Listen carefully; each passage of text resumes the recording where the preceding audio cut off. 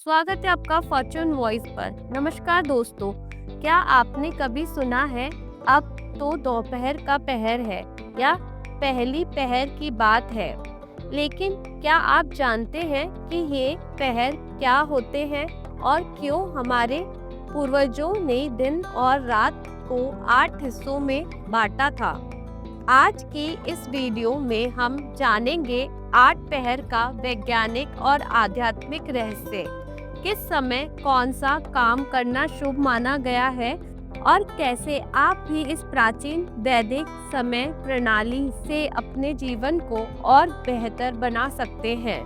अगर आप भी भारतीय संस्कृति, आयुर्वेद और टाइम मैनेजमेंट में रुचि रखते हैं तो इस वीडियो को अंत तक जरूर देखें। पहर शब्द संस्कृत के पहर से लिया गया है, जिसका अर्थ है समय की एक इकाई। प्राचीन भारत में एक दिन को 4 पहर दिन और 4 पहर रात में बांटा गया था। एक पहर 3 घंटे, 24 घंटे 8 पहर, यानी हर 3 घंटे पर एक नया ऊर्जा चक्र, एक नया वातावरण। दिन के 4 पहर, पहला पहर प्रातःकाल 6 बजे से 9 बजे तक, इसे ब्रह्म मुहूर्त के बाद का समय माना जाता है। इस समय सूर्य की पहली किरण शरीर और मन को ऊर्जा देती है। आयुर्वेद के अनुसार ये समय पढ़ाई, पूजा पाठ, मेडिटेशन और नई शुरुआतों के लिए सबसे शुभ है। दूसरा पहर 9 बजे से 12 बजे तक, ये समय काम, शिक्षा और उत्पादकता के लिए होता है। मन सबसे ज्यादा एक्टिव होता है।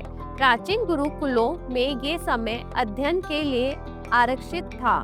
तीसरा पहर मध्याह्न 12 बजे से 3 बजे तक, इस समय शरीर गर्म रहता है, पाचन शक्ति तेज होती है, इसलिए मुख्य भोजन इसी समय करना उत्तम माना गया है। आयुर्वेद कहता है जब सूर्य सिर के ऊपर हो तब खाना खाओ। चौथा पहर 3 बजे से 6 बजे तक, ये समय काम की समाप्ति और दिन के निष्कर्ष का है।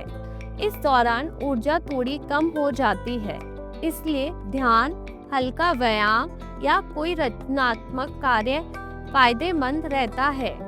रात के 4 पहर, पांचवा पहर सायंकाल 6 बजे से 9 बजे, ये समय संध्या वंदन का होता है।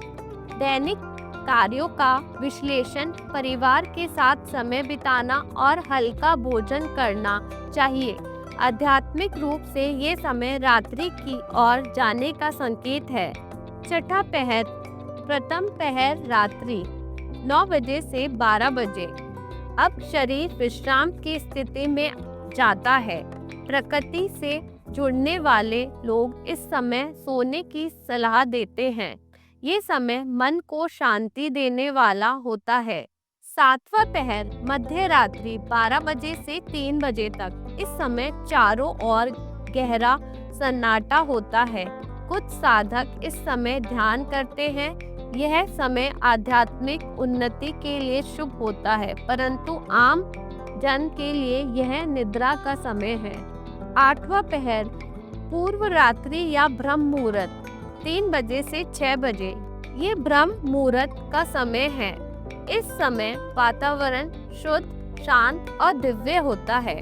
महर्षियों ने कहा है जो व्यक्ति इस समय उठता है वह स्वस्थ, बुद्धि और आत्मा तीनों में उन्नति करता है। आज के जीवन में पहर का उपयोग, आज हम घड़ी देखते हैं, लेकिन क्या हम समय की ऊर्जा को समझते हैं?